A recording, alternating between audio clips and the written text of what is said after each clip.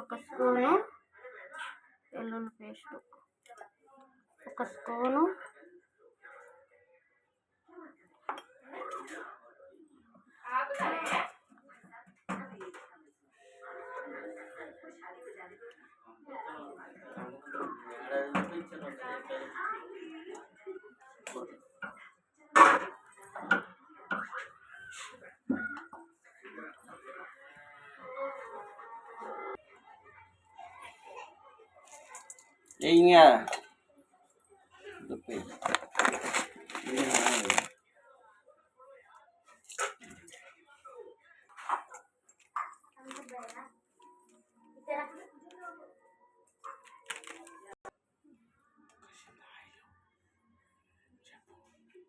ఒక spoon oil,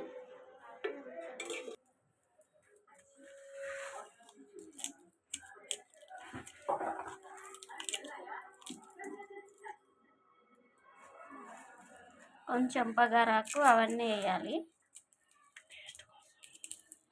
taste బాగుంటుంది. అన్నీ మిక్సీ వేయాలి. ఇప్పుడు అన్నీ వేసుకున్నాం కదా, అన్నీ వేసినందుకు ఇట్లా మిక్సీ వేసి ఒక 10 నిమిషాలు పక్కకు పెట్టాలి.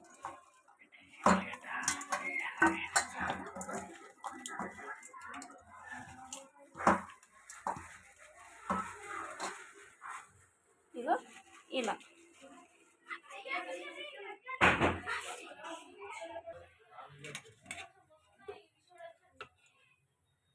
ఆయిల్ 2 స్పూన్లు,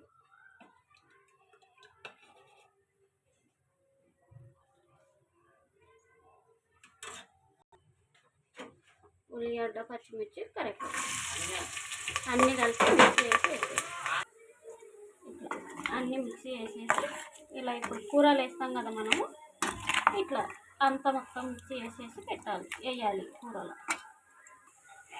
మటన్ వేస్తున్నానండి.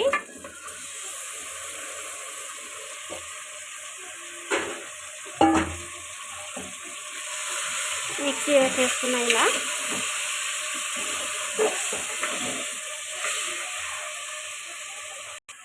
ఇది కొంచెం 10 నిమిషాలు ఉడికిందండి. ఇప్పుడు వాటర్ వేస్తున్నాం. ఇంకా మనకు సరిపోయి వాటర్ పోసుకుంటే చాలు. వాటర్ యాడ్ చేసానండి. మొత్తం ఇక ఇట్లా ముక్కలన్నీ మునగాలి. ఇట్లా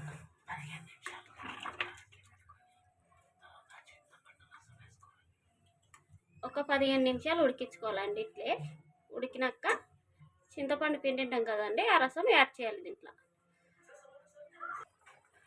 చింతపండు గుజ్జండి ఇది, లాస్ట్ ఫైనల్ ఇది.